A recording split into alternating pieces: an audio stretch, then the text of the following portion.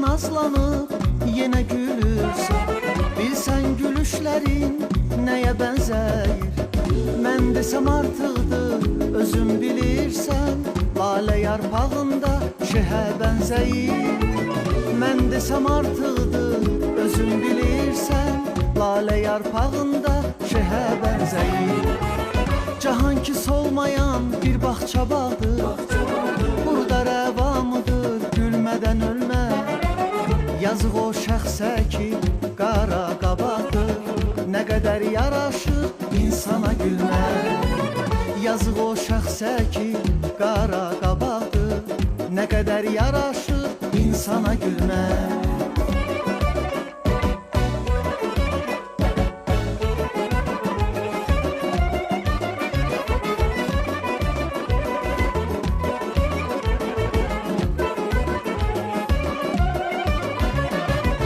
Sənin gülüşlərin yaz səhəridə fikrimə, hissimə sanki rəngarəng.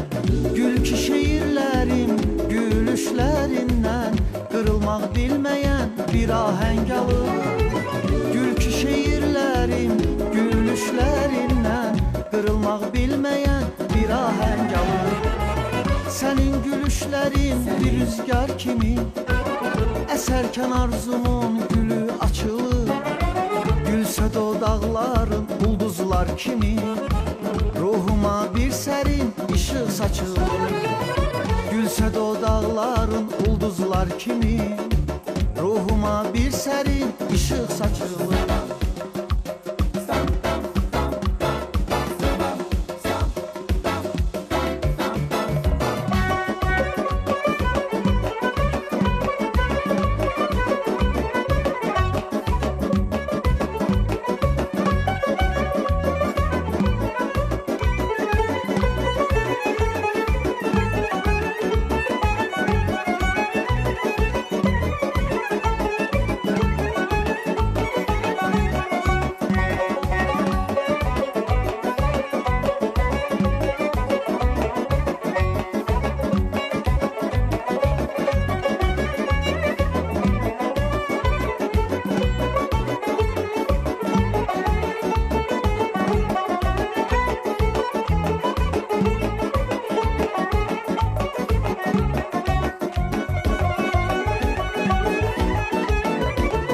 Cahan ki solmayan bir bağça bağdır. Burada rəvamıdır gülmədən ölmək.